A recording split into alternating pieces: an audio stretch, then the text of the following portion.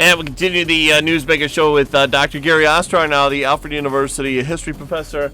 And last time that Dr. Ostrower was on, we got talking the This Day in History part of the show, and Dr. Ostrower said I would love to come back on and just talk about the year 1927. So we bring him to our telephone microphones now. Good morning, Dr. Ostrower. Yeah, we have a lot going on in 2020. It's been a very, very depressing week, at least from my perspective. So it might be good to retreat into history almost 100 years ago, 93 years ago to be exact. Dr. Ostrower, what stood out to you about the year 1927? I consider it to be one of the most interesting single years in American 20th century history. And there are a lot of interesting years. Think about 1941 and Pearl Harbor. Think about 1917 when the United States entered the First World War. Think about 1968 when Martin Luther King was assassinated, and there were riots in about 120 different American cities. We've had a lot going on in that 20th century, the invention of the airplane and so forth. But in 1927, there were a cascade of events which I think are worth talking about. And I just want to remind you of a few of them, Brian.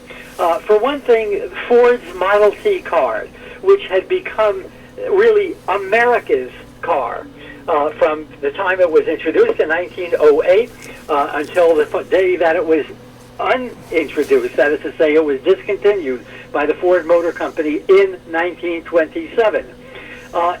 Even more importantly, perhaps, Charles Lindbergh flew across the Atlantic, the first individual ever to fly solo across the Atlantic. I want to come back to that, because Lindbergh would become, as a result of that flight, probably the most admired single individual in the entire world during the 20th century.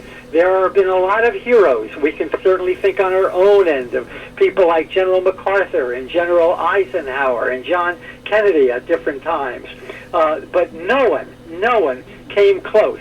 No one came close to the kind of adulation that Lindbergh received after that flight. There were a number of other flights, people who attempted to fly across the Atlantic, including Admiral Byrd. There were many people who had attempted this flight even earlier than Lindbergh. 4 of them died. 3 of them were injured.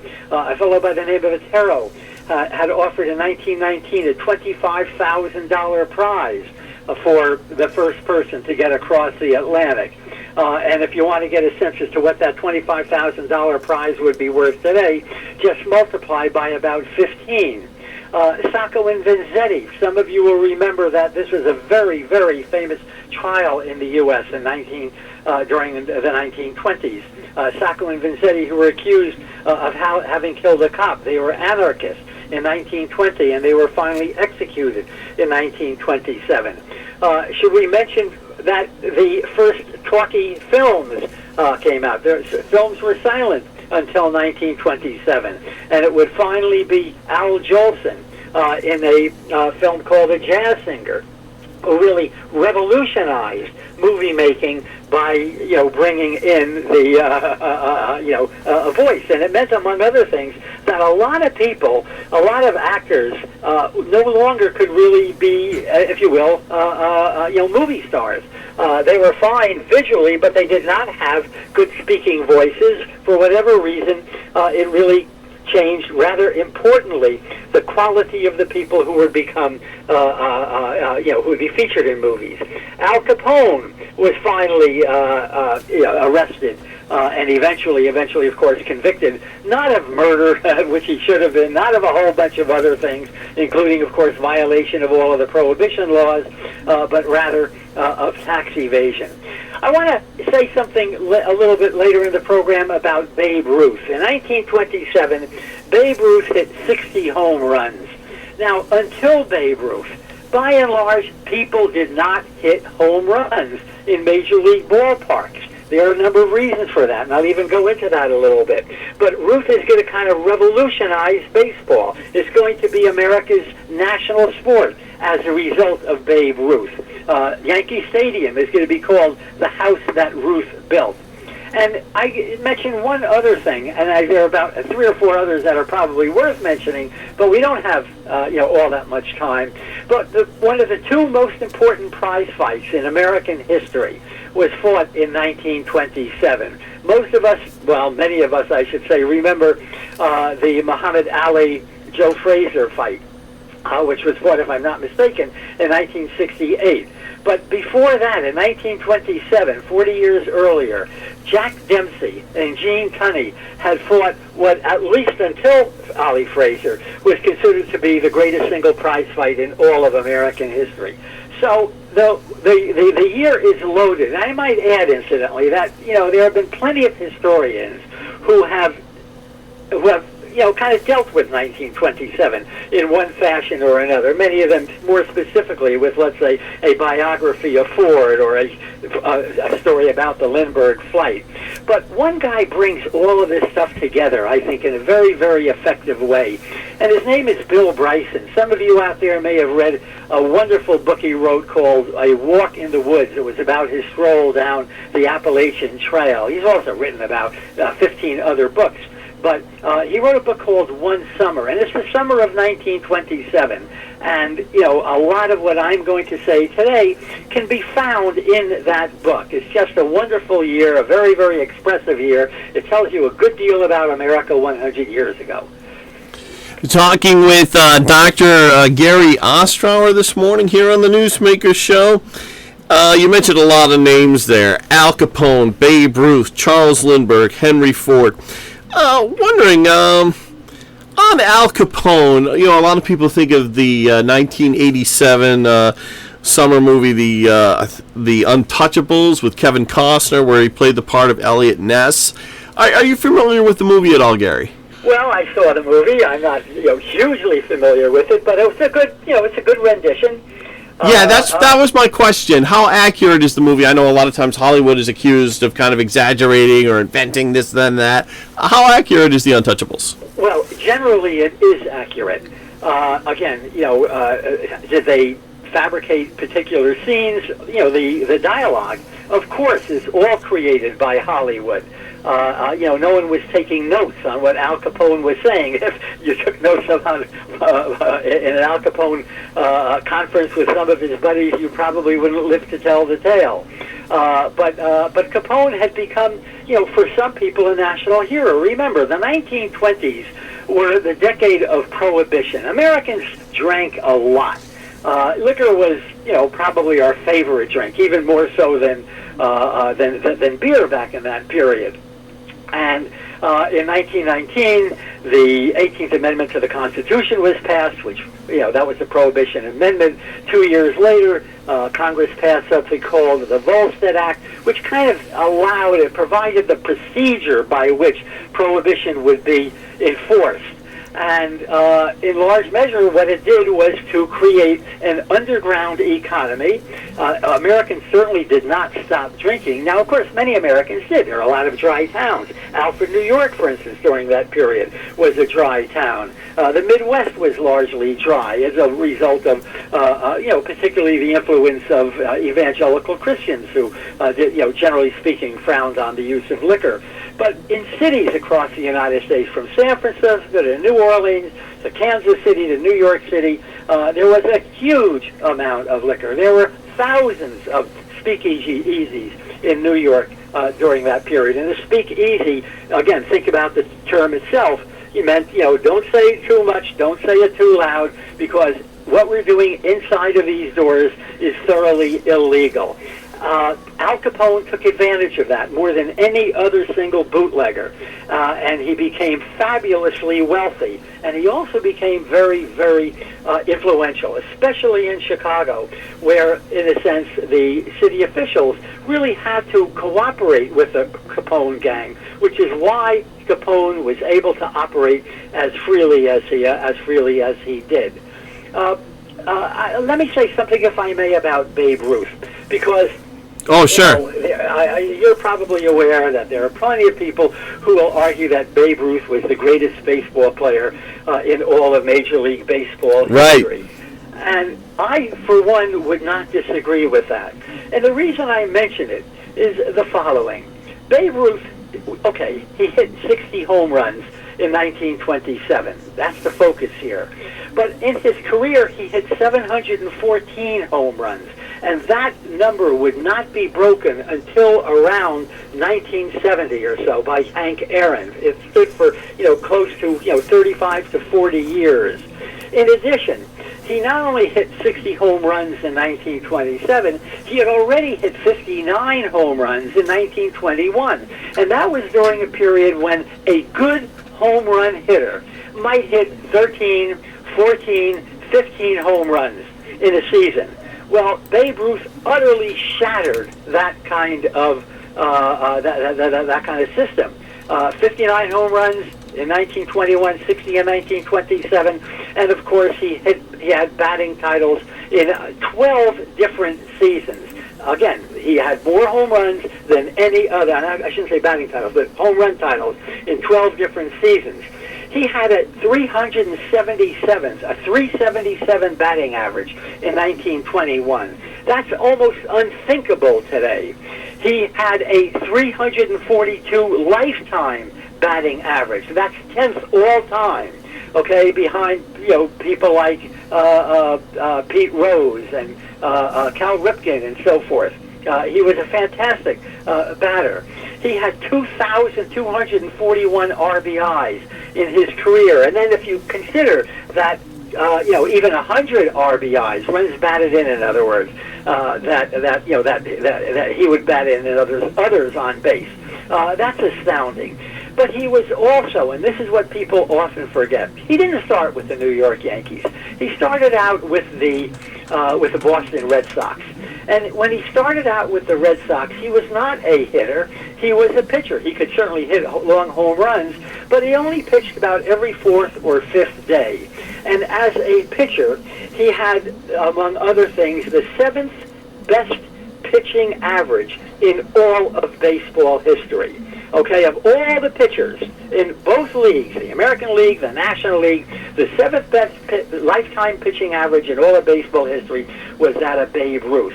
He had won 96 games, and he had lost about 44 games. Oh, no, I guess that was wrong. 94 games that he won, 46 games that he lost. That's better than a 667 average. Once again, it's rather remarkable. In the World Series of 1918, Babe Ruth, it was 1922, when the Yankees were playing the Chicago Cubs. Babe Ruth pitched in a number of games. He pitched 29 and 2/3 scoreless innings. So when we talk about Babe Ruth as possibly the greatest baseball player in baseball history, I think these statistics more or less speak for themselves. Having a very interesting conversation this morning with Dr. Gary Ostrower, who got off on the subject of 1927 on a recent show. And he said, that's such an interesting year. I want to come back and talk about it. We're doing that today. Going to take a quick break. We'll be right back. Stay with us with Dr. Gary Ostrower here on Newsmaker. The Ryan Agencies, your local, independent insurance agencies. With insurance, it's not just about the price. You want value. The Ryan Agency works to find the best price, coverage, and service. Finding insurance that matches your needs and budget. Save smart. Contact the Ryan Agencies today for your best insurance value. Insurance protection you can rely on. The Ryan Agency. Checking in now with meteorologist Gary Best. Gary, how's it looking for today? Well, it looks like we're going to see a warming trend, first of all, during this week, Brian. We've got a lot of warm, hot air out to the west of us right now, and that will continue to move in our direction. But for today, it'll become mostly sunny and cool, 64 to 68. Increase in clouds during tonight, a few showers late, down around 49 or 50. And clouds with occasional showers in upper 60s on Tuesday. Maybe a shower or two for tomorrow night as well, near 60 by then, and a bit warmer, a bit more humid on Wednesday with showers and thunder showers, high temperature in the 70s. And it looks like it's going to be nice Thursday and Friday, 75 to 80 with partly to mostly sunny skies. We're back with Dr. Gary Ostrower. Dr. Ostrower, we're talking about 1927 now. You brought up a couple of names, Charles Lindbergh and Henry Ford, who were prominent in 1927. Now, we well know that Charles Lindbergh was unpopular for his World War II views. Henry Ford wrote a very negative book with a very negative title. Did he have any World War II views related to that book? He did not have World War II views, and I think the reason he did not, if I'm not mistaken, is that he had died before World War II. Ford died in 1939, and he turned over his company to his son, whose name was Edsel, who also, I might say, died at a very, very early age. But Ford was notorious for his World War I views rather than World War II. But this is a little complicated, too, because, well, let me give you a little bit of background here. Henry Ford was born during the Civil War. He was born in 1863. During the 1890s, he had developed, because he had a real interest in engines and internal combustion engines, and eventually in, of course, the building of motor cars, he had developed the assembly line, utilized the assembly line for the purposes of mass production of cars. And in 1908, he invented, or he developed, or he introduced, whatever term you want to use, the Model T Ford. And the Model T Ford really became America's car. It became wildly popular. In 1910, for instance, there were 20,000 of them produced. By 1926, there were around 1.5 million of them produced. You know, it was said that if you want to buy, you can get it in any color you want, except for, but it has to be black. You know, all of his cars were black. And he did something else, which is, I think, brilliant. And that is that the car, when it was first introduced, cost the equivalent, well, it cost about $800, maybe $850, which today would be worth about maybe $23,000. But what Ford did then was two things. He doubled the wages of the people who worked for him, and he lowered the price of the car from $800 to about $250. In other words, it cost about one-third of what it had originally cost. And what that meant was that men who were working in his own factories could buy his automobiles. In 1908, they could not. By 1910, 1911, they were able to buy those things. And the price of the car, kind of falling as sharply as it did, certainly helped to make the Model T as popular as it was. The road system that we have in the United States today would not exist without that Model T. As the car became so very, very popular, it became all the more important to develop paved roads, and that, of course, occurred in almost every single state in the United States. By the same token, Ford was a man of many, many prejudices. He hated fat people. He hated people who smoked. He hated Catholics, and he mostly hated Jews. And so he bought a newspaper back in, I can't remember the exact year, but it would be about 1916. It was called the Dearborn Independent. And he devoted the newspaper not only to Dearborn, Michigan news, but rather to vilifying Jews. He believed, Ford did, that Jews were seeking to control the world, literally an international Jewish conspiracy to control the world. He published in his newspaper a series of articles which essentially reprinted a fake book that was published by the Russian secret police called The Protocols of the Elders of Zion, which purported to do exactly what I just suggested. In other words, namely that there was this Jewish conspiracy to control the world. And consequently, when Hitler became Chancellor of Germany in 1933, he awarded Ford, I should say, rather than offered him, a medal. The highest medal to any foreigner went to Henry Ford, and of course Hitler praised Ford in his own writings, in many of his speeches, and so forth. So Ford's bigotry certainly became as important, so to speak, certainly as notorious as some of his other accomplishments. But I also want to say about Ford that he was a pacifist. He did not believe in war. He certainly believed that the United States should not have become involved in the First World War. And because of that, he, among other things, organized a ship. It was kind of a peace voyage of many, many pacifists in 1916, right in the middle of the First World War, that he sent to Europe that he sent to England, where you could imagine the English, who were very, very much involved in fighting the Germans during World War I, were not very happy to see these people. And consequently, Ford kind of discredited himself in respect to his anti-war views, especially after the following year when President Woodrow Wilson brought the United States into World War I. Well, with that, we have to go. Dr. Gary Ostrower, glad you asked to come on and talk about 1927. Learned a lot. Very interesting show. Thank you very much. For the last 30 years, whenever a calamity happened in America, the drive